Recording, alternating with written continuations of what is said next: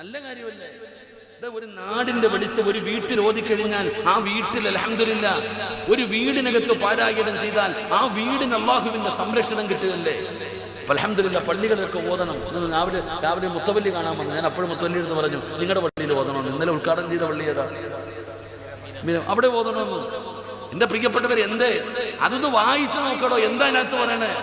ആയത്തുൽ കുർസി, ആമന റസൂല്, ഫാത്തിഹ, കുറച്ച് ദിക്റുകള്, പിന്നെ അഫ്ദൽ ദിക്ർ ലാ ഇലാഹ ഇല്ലല്ലാഹ്. ഇതല്ലാതെ വേറെ എന്താ പറയാ? എന്റെ പ്രിയപ്പെട്ട സഹോദരങ്ങളെ, ആ പഴമയിലേക്ക് മടങ്ങിവ. ഈ പുതിയവനെ നന്നാക്കാൻ പറ്റൂല. കാലഘട്ടത്തിനനുസരിച്ച് മാറുന്നവനെ എങ്ങനെ നേരെയാക്കാനാ? അവന്റെ സാഹചര്യം, അവന് വിദ്യാഭ്യാസവും കാലഘട്ടത്തിന് മാറുന്നതനുസരിച്ച് മാറ്റാൻ പറ്റുമോ? പറ്റൂല. അതിനൊക്കെ ഇവിടുത്തെ കാരണവന്മാരോട് ഞാൻ പറയുന്നു, ഈ നാട്ടിലെ മുത്തവല്ലിമാരോട്, പ്രായമുള്ള ഉപ്പമാരോട് പറയുന്നു, നിങ്ങൾക്ക് അല്ലാഹു തന്നിരിക്കുന്ന വലിയൊരു ഉത്തരവാദിത്തമുണ്ട്. ഈ ദീൻ നിലനിർത്തേണ്ട ഉത്തരവാദിത്തം. പല കാര്യങ്ങളും പുതിയ തലമുറകൾക്ക് പറഞ്ഞു കൊടുക്കേണ്ട ഒരു ബാധ്യത ഈ നാട്ടിലെ പ്രായമുള്ള ഉപ്പമാർക്കുണ്ട്. അല്ലാഹു ആഫിയത്തും ദീർഘായുസ്സും കൊടുക്കുമാറാകട്ടെ.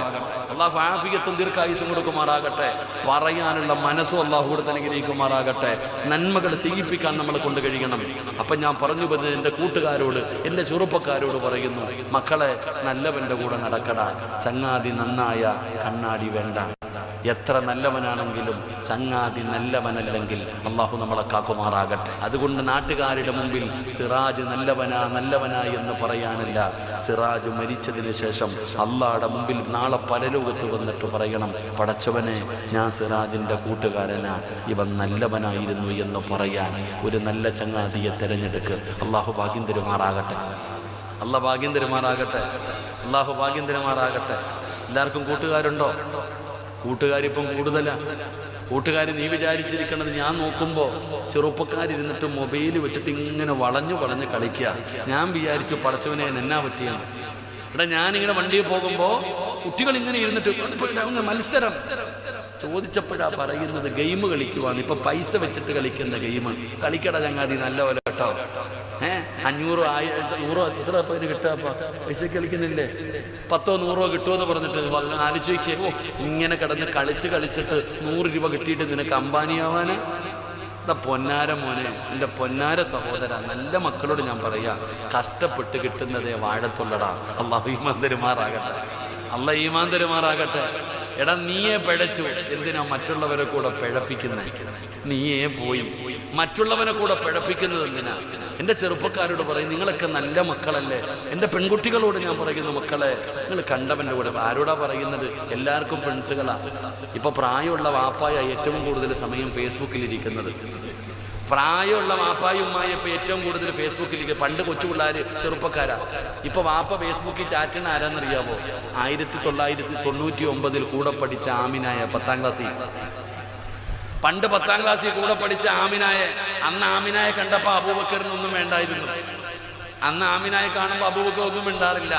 പക്ഷെ ഇന്ന് കൊച്ചുമക്കളായ അബൂബക്കർ ആമിനായെ വാട്സപ്പിൽ കണ്ടപ്പോ, ആമിന സ്കൂളിൽ ഗ്രൂപ്പാണല്ലോ മല്ലൊത്തത്തിനും. ഇപ്പൊ ഹജ്ജിന് പോയിട്ട് വന്ന ഗ്രൂപ്പ്, ഉംറയ്ക്ക് പോയിട്ട് വന്ന ഗ്രൂപ്പ്, സിയാറത്തിന് പോയിട്ട് വന്ന ഗ്രൂപ്പ്, മഹല്ലിൽ ഗ്രൂപ്പ്, കുടുംബത്തിൽ ഗ്രൂപ്പ്, എല്ലാം കിടന്ന് തമ്മിലടിയാം. അല്ലാഹു കാക്കുമാറാകട്ടെ. അല്ലാഹു കാക്കുമാറാകട്ടെ. എടോ, ഗ്രൂപ്പൊക്കെ നല്ലതാ. 4 സലാത്ത് ഗ്രൂപ്പുള്ള ഗ്രൂപ്പിന്റെ അഡ്മിനാ ഒരുത്തൻ്റെ കൂടെ വിളിച്ചോടി പോയത്. നമ്മൾ മനസ്സിലാക്കേണ്ടത് ഇങ്ങനെ ആയിപ്പോയി കാലഘട്ടം. ഞാൻ പറഞ്ഞു വന്നത്, നല്ലത് ചെയ്യണോ ചങ്ങാതിമാരെ? നല്ല കൂട്ടുകാരാകുക, നല്ല ചങ്ങാതിമാരാകുക. അള്ളാഹുവിനെ കുറിച്ച് ഓർമ്മപ്പെടുത്തവന്നവൻ്റെ കൂടെ വേണം നടക്കാൻ.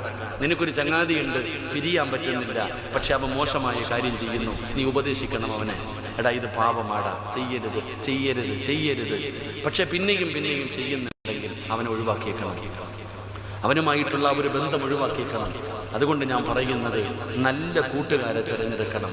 അപ്പം നീ മരിച്ചാൽ നിന്നെക്കുറിച്ച് നല്ലത് പറയേണ്ട ഒന്നാമത്തെ ആളാരാ?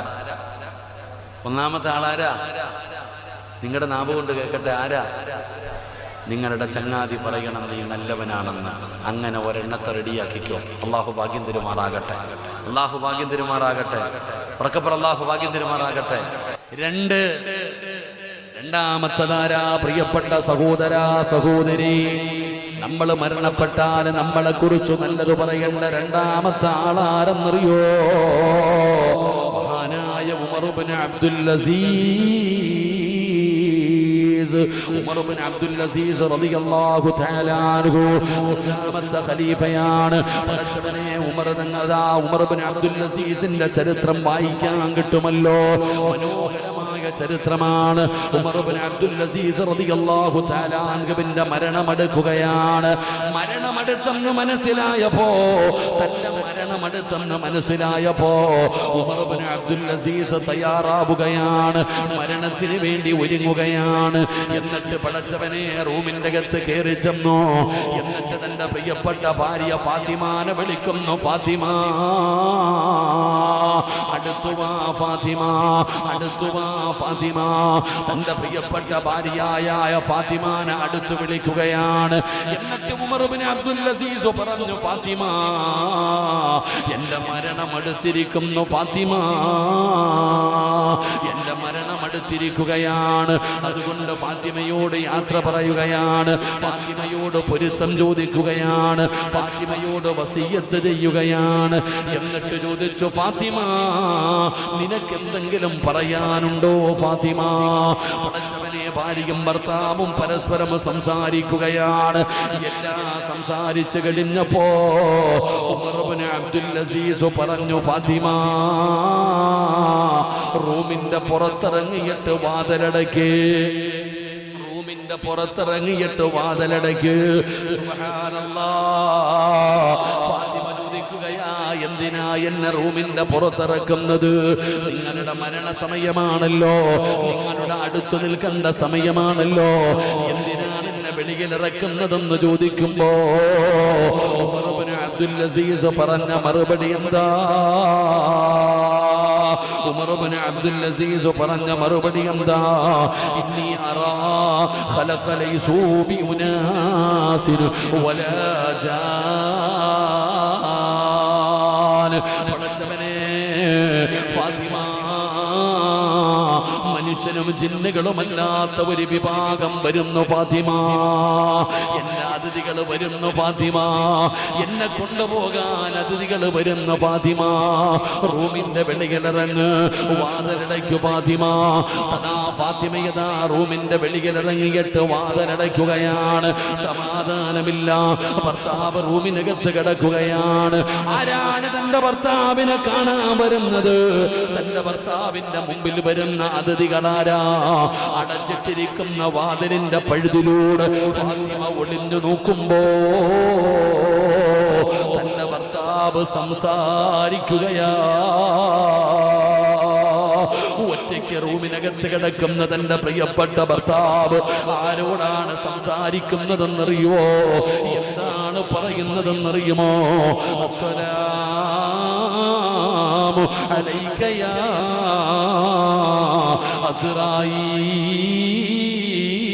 അസ്റായീൽ. ഫാത്തിമ എന്ന് പറയുന്ന പ്രിയപ്പെട്ട ഭാര്യ നോക്കുമ്പോ ഭർത്താവായ ഉമർ ഇബ്നു അബ്ദുൽ അസീസ് പറയുകയാ, അസ്സലാമു അലൈക യാ അസ്റായീൽ. അസ്റായീലിനോട് സലാം പറയുകയാ. വാസിറായില്, വാസിറായില്.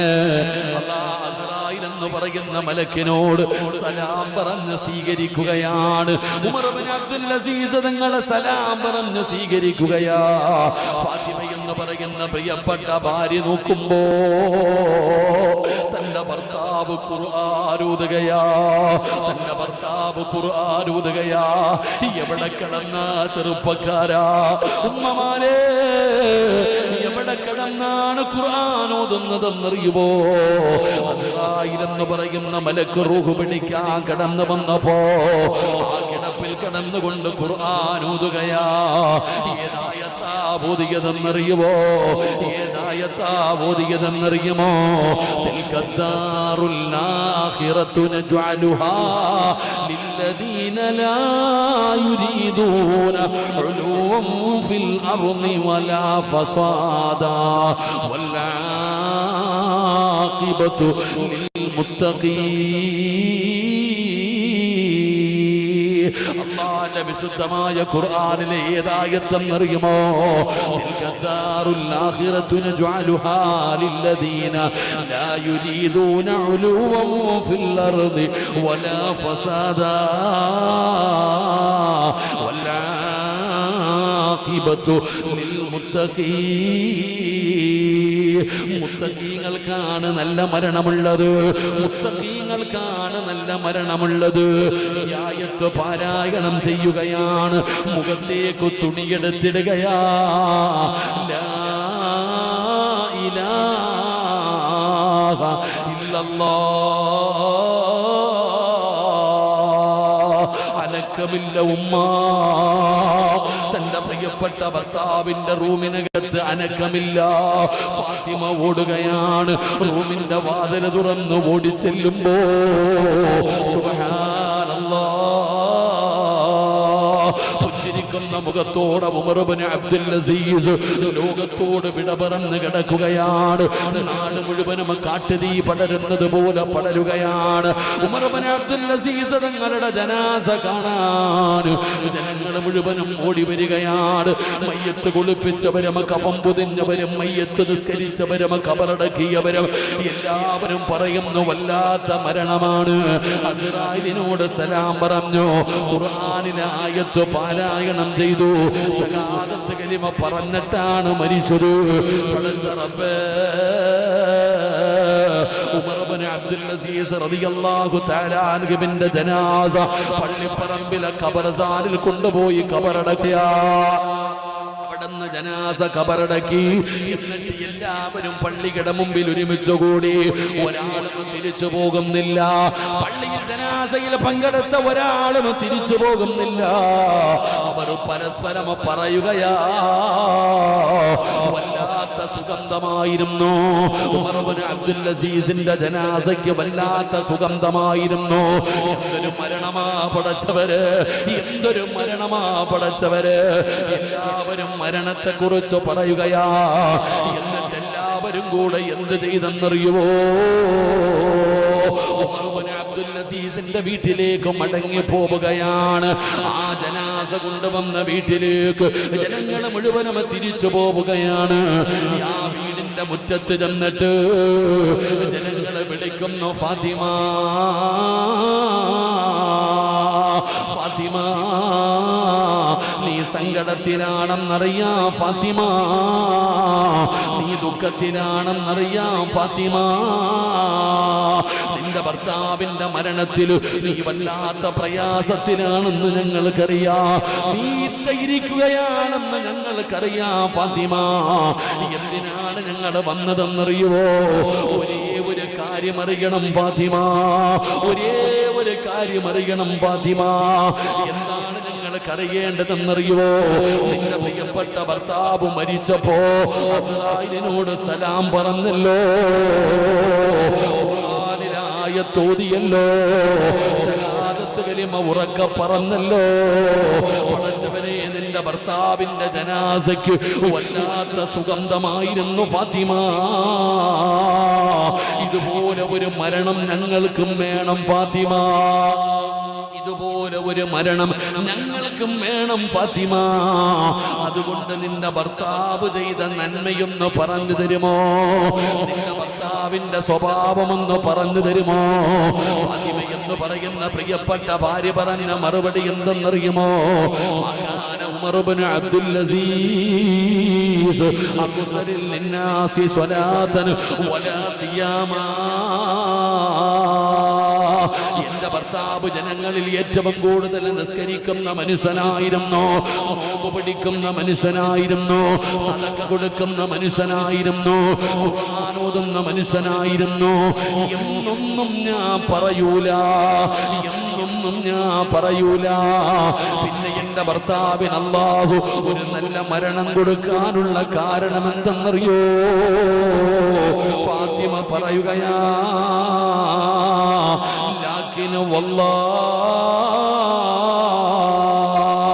لكن والله ما رأيت أحدا أخوف لله. അല്ലാഹുവിനെ കൊണ്ട് തന്നെയാണ് സത്യം, ഈ ലോകത്തിന്റെ അധിപനായ പടച്ച റബ്ബിനെ കൊണ്ട് തന്നെയാണ് സത്യം. മാ റഅയ്തു അഹദന അഖ്വഫ ലില്ലാഹ്, എന്റെ ഭർത്താവിനെ പോലെ പടച്ച റബ്ബിനെ പേടിച്ച് ജീവിച്ച വേറൊരു മനുഷ്യനെ എന്റെ ജീവിതത്തിൽ ഇന്നുവരെ കണ്ടിട്ടില്ല. എന്റെ ഭർത്താവിന് അല്ലാഹനെ വല്ലാത്ത പേടിയാ, അതുപോലെ അല്ലാഹനെ പേടിയുള്ള വേറെ ഒരാള് എന്റെ ജീവിതത്തിൽ ഇന്ന് വരെ ഞാൻ കണ്ടിട്ടില്ല. കാരണം എന്റെ ഭർത്താവിന് അല്ലാഹനെ പേടിയാ. പെങ്ങളെ, ഫാത്തിമ പറഞ്ഞ മറുപടി എന്തെന്നറിയുമോ? അതാ പറയുകയാ, റുബമാ യദ്കുറുല്ലാഹ ഫിൽ ലൈൽ യദ്കുറുല്ലാഹ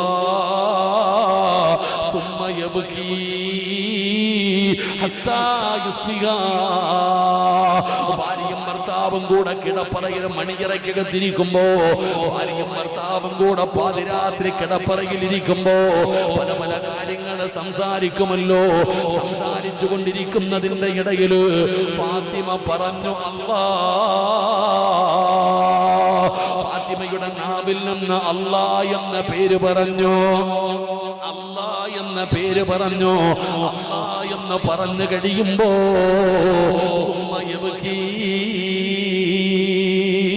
എന്റെ ഭർത്താവിന്റെ കണ്ണ് നിറയുകയാ, എന്റെ ഭർത്താവിന്റെ കണ്ണ് നിറയുകയാ, എന്റെ ഭർത്താവിരുന്ന് കരയുകയാ.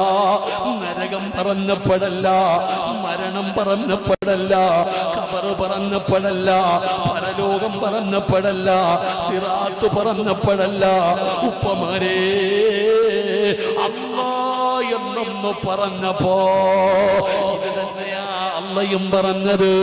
ഇന്നമൽ മുഅ്മിനൂന അല്ലദീന ഇദാ ദുകിറല്ലാഹു വജിലത് ഖുലൂബുഹും വഇദാ തുലിയത് അലൈഹിം ആയാതുഹു സാദതുഹും ഈമാനാ വഅലാ റബ്ബിഹിം യതവക്കലൂൻ. യഥാർത്ഥ വിശ്വാസി ആരെന്നറിയോ? തഴമ്പുള്ളവനല്ല, താടിയുള്ളവനല്ല, തൊപ്പിയിട്ടവനല്ല, ഫർദയിട്ടവളല്ല. ഒരു യഥാർത്ഥ സത്യവിശ്വാസി ആരെന്നറിയോ? ഇന്നമൽ മുഅ്മിനൂന അല്ലദീന ഇദാ ദുകിറല്ലാഹ്, അല്ലാഹ് എന്ന പേര് പറയപ്പെട്ട, എന്ന പേര് പറയപ്പെട്ട വജിലത്തു ഖുലൂബുഹും, അവരുടെ ഹൃദയങ്ങൾ കിടുങ്ങുകയാണ്, കൈകാലുകൾ വിറയ്ക്കുകയാണ്, കണ്ടടങ്ങൾ നിറഞ്ഞു ഒഴുകുകയാണ്. ഇത് തന്നെയാ ഭാര്യയും പറഞ്ഞത്. അല്ലാഹ് എന്നൊന്ന് പറഞ്ഞപ്പോ സുമ്മ യബ്കീ ഹത്താ യുസ്ബിഹാ. ഭർത്താവിന്റെ ജനാസ ഖബറടക്കിയിട്ട് നാട്ടുകാർ മുഴുവനും ഒരുമിച്ച് വീട്ടിലേക്ക് വന്നു.